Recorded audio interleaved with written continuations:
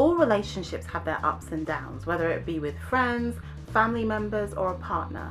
That's what makes them healthy and fun. But I tell you what isn't fun, being in a toxic relationship. So how do you know if your relationship is abusive or toxic? Well, there's many different signs, but sometimes you just have to be open enough to see them. See, a healthy relationship should contribute to your self-esteem and your emotional energy, based on attraction, respect, and enjoyment. On the contrary, a toxic relationship damages your self-esteem and drains your energy. Not today, Satan. It's so annoying because most people think that physical abuse is the only way in which a family member, partner, or friend can be abusive, but that's just not true. Abuse can be emotional, financial, sexual, spiritual, and even in this new world that we live in, digital. Okay, 1 minute, let's be clear. There's no such thing as a hierarchy of abuse. Abuse is abuse. If I had a pound every time I said abuse in this video, they're all deeply problematic and damaging. So don't feel like you can't speak up just because what you're experiencing isn't visible enough. Honey, let's talk about signs. I can't stress this enough.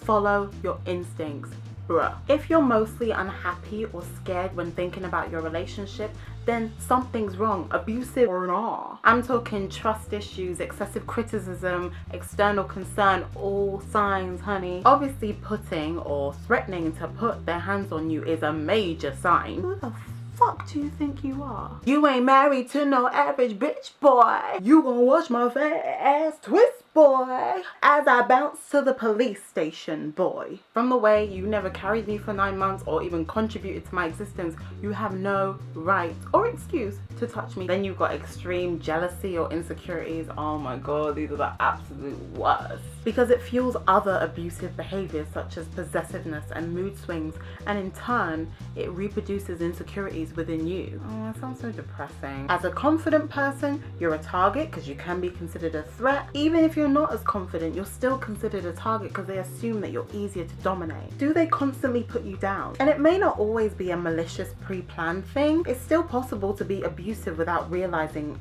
it or intending to be. Sometimes the more covert the abuse, the more effective it is. You're less likely to leave someone for abuse if it doesn't even look like abuse. You get what I'm saying? Still no excuse. It might be comments about your weight or your hair or comparing you to other people. Oh, a common sign is the slow and almost unnoticeable isolation from your friends and your family. It high-key like creeps on you. They'll be urging you to spend more time with them. You just get lost in the source of wonderfulness and attention, and then it turns into something a little bit more sinister, saying things like, oh baby, I don't want you to work anymore. You're too beautiful, too amazing to be working.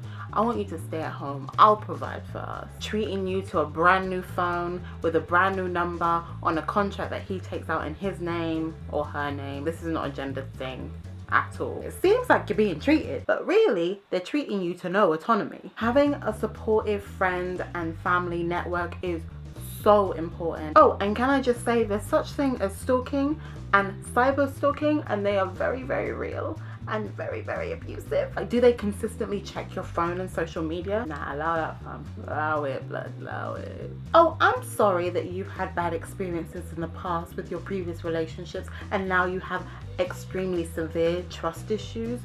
But sorry, that's got nothing to do with me, fam. That's not my problem.